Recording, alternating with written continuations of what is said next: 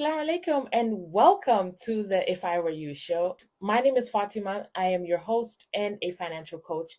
I am the founder of Finance Girly, where I help Muslim women take control of their money today so that they can build a financial future that they're proud of.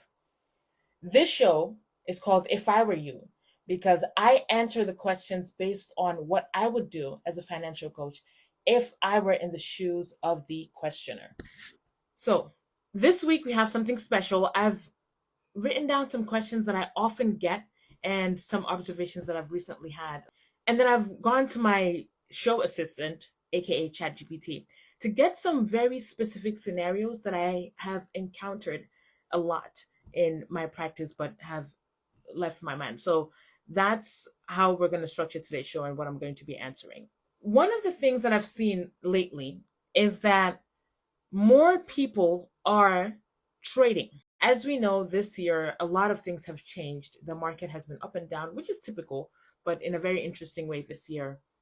Inflation's been up. There's a lot of fear with people and their finances, from inflation to tariffs to the war that's going on in the Middle East. May Allah protect our brothers and sisters in Gaza, in all other countries, all corners of the world. Protect them, grant them success, and forgive those of them who have passed away and accept them as shuhada. Ameen. So people have a lot of fear around their finances, and a lot of layoffs have also happened, especially in the earlier part of the year. Recently, I was speaking to someone and I was talking to them about investing, and they mentioned, yeah, I recently got into this trading thing as well that I was shown, and they were on the lines of this is investing. And I had to correct that information and let them know that, yeah, trading is a thing. People do it, it's with the stock market, but investing is not the same. It's quite different. I want to say a few things when it comes to this. Number one, if you've lost your job and you've turned to trading, or you've been in a situation wherein you're not making as much as you'd like to make in your career, or you're a stay-at-home mom, or you're just frustrated with your business, trading should not be looked at as something that's going to give you that financial stability that you need right now. That energy, in my opinion, is misplaced. Rather than going into the stock market and trying to beat the market and find the best performing stock at the right time, buy it at the perfect time and sell it at the perfect time, rather than trying to make that your strategy, focus on getting stability right now, because trading is inherently unstable. Every day is different. Some days you win, some days you lose. Most traders lose money in the long run. And the absolute minority that actually ends up winning, it's something that they enhance. It's a skill. And it's over time. It takes practice, not just practice, but investment and understanding and strategy. And that, I'm telling you, my friends, is a minority of a minority of a minority.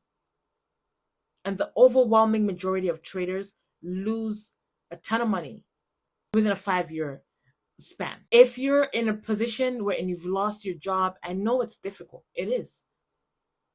Especially if you're in a very stable career or you had your dream job.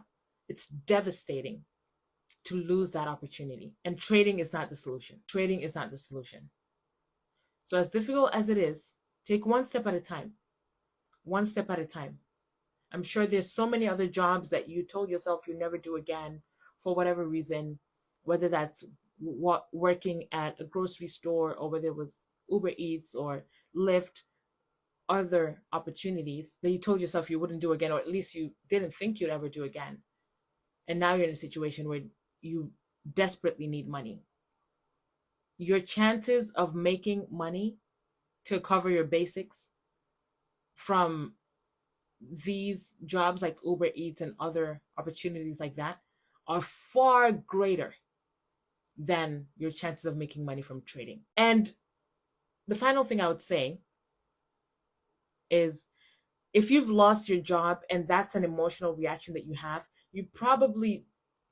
you're definitely not in a position to be trading, because most traders lose money for different reasons. But one of them is because of the emotional component of it. You think you're going to buy low and sell high, but you actually end up doing the opposite.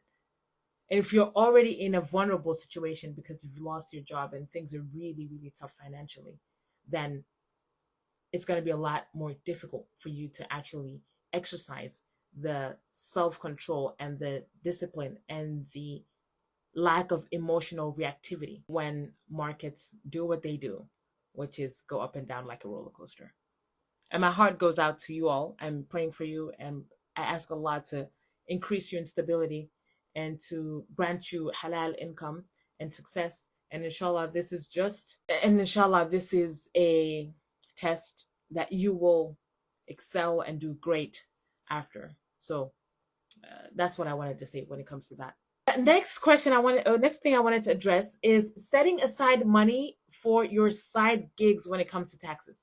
So I know a lot of people are doing lots of side hustles, whether it's Uber Eats, doing freelance work, Amazon Flex, you name it, you know what you're doing. But one of the mistakes I see is that you don't put aside money for your taxes. You just assume that I have my W-2, my employer's taking my taxes out, and I'm just going to ignore that. When your tax return are being filed the following year, do not exclude your side hustle money from your tax returns. Include that in there, because as insignificant as you thought it, as you may think it was, it's income that you earned. Of course, check with a tax professional to make sure that you're actually paying the right amount in taxes and you're reporting your income correctly, because the last person you want to be indebted to is the IRS. So do not ignore this when it comes to your taxes. The next thing I have here is addressing this thing that I've heard a lot. So people say, when I ask them about savings, it's like, oh, I have this money here and that money, and whenever I have my budget, I spend some money, and then whatever's left, I save that. Let me tell you why this is inherently flawed. Because savings becomes what's left, not at the forefront of your budget. If you're building an emergency fund, we've addressed this a few times, it's a need. You need to have an emergency fund. So that needs to come forward, not behind, not after you're done spending, because most of the time nothing's left. And if there is anything left, very often it's inconsistent. It's not inconsistent because your income is inconsistent. It's inconsistent because your needs, or your quote unquote needs, change every month. Some months you might need to go on a shopping spree. Other months you might need to go on vacation. Other months you might need to eat out several times more than usual. So when you're saving with a goal in mind, whether that's an emergency fund or towards something like a vacation that has a deadline, I would encourage you to bring your savings to the front of your budget and have that as a priority, not something that you do after the fact, when I can, or what's left, especially if you're talking about emergency funds. That you need to have that at the forefront of your budget. It needs to be one of the first things that you have listed on your budget as what you're going to pay for. And the next thing I want to talk about is having a buffer in your checking account. I often talk about this when I'm doing workshops, and people ask what it is. So a buffer is having a few extra dollars in your checking account that you have no intention of spending. Because what you don't want to do is to have the exact amount you need for your expenses. Because what happens if a little mishap occurs, whether it's with the bank or it's with your whatever company that you're paying bills towards? What happens if a mishap happens there? You're going to go in the red. So you want to have a buffer. This could be $300, this could be $500, but that is your new threshold for zero. That is going to protect you in times where there are automatic payments or other things that would or could put your bank balance your bank balance out of balance. Okay, now let's get to our actual scenarios. The title is my parents think I'm rich, but I am barely getting by. So the scenario is as goes. This is Fatimah, 28, works in healthcare admin in New Jersey, makes $72K a year, net on a monthly basis about 4,300. Rent is 1,900. Sends $500 a month to parents overseas. Student loans, they have 24K left. They want to save for a home but can't seem to put away more than 100 or 150 a month. And the actual question is, I feel like my family thinks I'm doing amazing because I have a good job, but I'm living paycheck to paycheck. I don't want to reduce the money I send them because they depend on it. But I also feel like I'm getting left behind financially. Is there a way to keep supporting them without drowning myself? First, may Allah reward you for your heart. This is amazing that you're able to send your family this money and to support them. I need a lot of context because my first reaction is, what is your budget? Like, you have 4,300 a month. First off, are you investing? Like, what are your taxes, to make sure that those are actually right and your take home is not less than it should be in any capacity? That's my first question. So my thing is, you were talking about 4,300 is your take home, and then you have 1,900, so you're left at about 2,400 minus 500, 1,900. So I'm asking, where's all that money going? Your student loans, you have 24,000 left. How much are you paying towards your student loans? You don't have anything left to put aside after a house except for 150 max. That's like 1,750 that we're looking for. Now, I know utilities and all of those things are coming together, and groceries, but get a plan. Look at your budget. What is going on? What am I spending my money on? Am I eating out? Am I saving for a vacation? Am I spending on expensive hobbies? Get all of that down so that you know what's going on. I wouldn't say the first reaction to just be cut off from your parents what you're giving them. I would say just get clarity, because what if you're cutting from your parents but it doesn't solve the issue? That's my biggest concern here. You're thinking about your parents because that's probably the most mindful expense that you have, but it's not the only expense. So take a look at your expenses, see what you've been spending your money on. We have 1,750 that we need to account for, and you have student loans, so that needs to be taken care of very intentionally. And then you work towards building your emergency fund. Right now, depending on what your emergency fund is, you might be able to just leave it as it is or increase it a little bit more, but you do need something in an emergency fund, even if it's not up to 6 months. So take note of that. Step number 1, look at the numbers. What have I been spending my money on? Step number 2, look at the things that you can completely remove. Step number 3, look at the things that you can reduce. Step number 4, prioritize one of these goals, whether it's paying off your student loans or having a very minimal emergency fund so that you can pay off your student loans. And then inshallah, you're going to be doing pretty well, because 72K, that's you're doing pretty well. You're doing pretty well. I don't hear a spouse or children in here, so I'm assuming that you're single, but you're doing pretty well. Next question. My friend and I are starting a business, but she's reckless with money. So this is Amina, 26, lives in Dallas and works as a graphic designer. She and her best friend are starting a modest fashion brand. They agreed to split all expenses and profits 50-50. Amina has saved 5K to invest, and her friend has vibes and vision, but no money yet. Her friend keeps suggesting expensive marketing plans and photo shoots.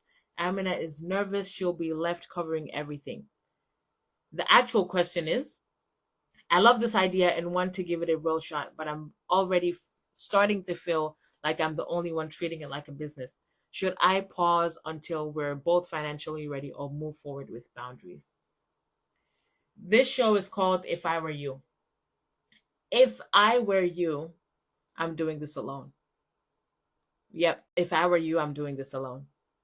Because if you have 5K to invest and your friend is with vibes, that's where you lost me. Your friend is with vibes, then I'm sorry, business doesn't work on vibes. Business is numbers and facts, and it's serious. It's adult stuff. So I'm not going forward with it. If you don't want to pursue the same idea because both of you came up with it, if there's another business idea that you have, then pursue that, but I am not doing business with this person. You can still love her as a friend, though. She's your best friend. So protect that relationship and go separate ways when it comes to business.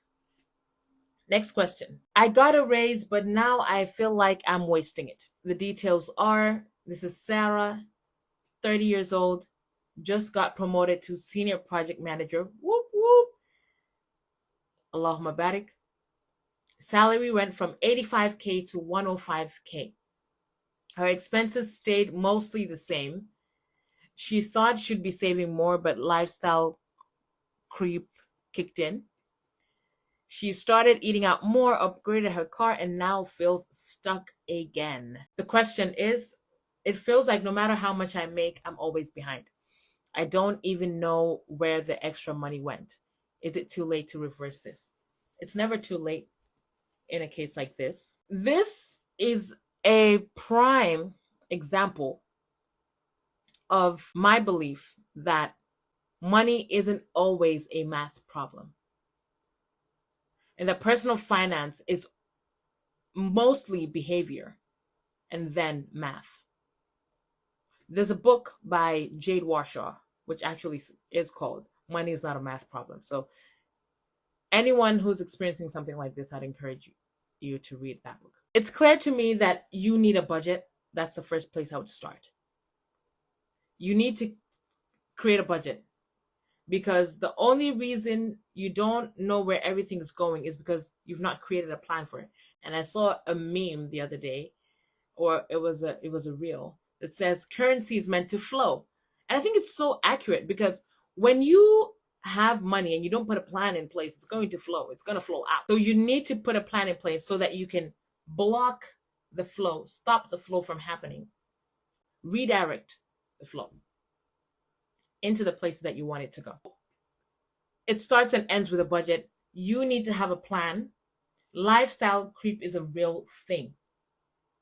And one of the things I would challenge anyone who's experiencing something like this with is, if you keep saying, I don't have enough, I'm not doing enough, I'm not making enough, I'm not investing enough, I'm constantly behind, you need to define what enough is. What is enough? You need to define that, because you're always going to feel like you're not doing enough if you don't define what enough is. You don't have a standard. The goalpost is always moving. So maybe with this person, it might be real that they have 10K saved and 10K is more than enough for their emergency fund, but they just feel like it's not enough because they haven't defined that enough. So that's another thing that I would challenge you to do. But number one is to create a budget, reflect on your past expenses, plan for the future expenses, create a goal, set a goal, and work towards that. And book a financial coaching session. I can help you with both of those. Next question is, I love this one. It's the complete opposite. I make good money, but I'm scared to spend. This is Halima, 25, software engineer in Atlanta, makes $120,000 a year, has no debt, and 28K in savings, spends only on rent, groceries, and phone bill, doesn't shop, travel, or go out much. Feels guilty anytime she buys anything non-essential. Grew up in financially unstable household. I knew that even before I read it. I know logically I'm fine, but I still check my account daily, every day, and I can't bring myself to enjoy money. How do I stop hoarding out of fear? This is a response I've often seen with people wherein their finances growing up were not stable, because your brain is always telling you, your mind is always telling you, we might go back to that situation. Like, you're still running from a scenario that you're no longer in. So the reality is you're crushing it. The reality is you have a fat emergency fund. The reality is you can enjoy life. So you need to have those little things in place. Start gradually, but you also need a budget. You wouldn't have a problem budgeting. But if you're already budgeting, create a line item where it's fun and allow it to be something that's a little bit uncomfortable to begin with. In the beginning, it's very uncomfortable. Just start with that, and you're going to see how it plays out. But have a fun line item, because the reason why I really believe in budgeting, even for people that are doing well, is that if you struggle with spending on yourself and you create a budget and you allocate some money to spend on yourself, one, you're forcing yourself to do it. But two, you also see that I'm not being irresponsible. I'm taking care of all my bills. I can see that I'm working towards my investing goal because I, on my budget, I see that I'm investing, let's say, $1,000 a month. That's amazing. If I'm investing 1,000, I'm only spending 200 on myself. It feels good because I'm still working on my goals. So a budget can give you that clarity that you need. Take away the guilt that you feel from spending, and enjoy life, girl. Enjoy life, girl. You don't need to keep running. You are doing amazing, fantastic, and may Allah continue to increase you. I mean, you should also book a coaching session similar to the previous person. I want to answer a few more questions that I had earlier. The thing I want to address is when you're looking at any investment, don't ignore the fees. Don't ignore the fees, because the fees are going to affect your returns.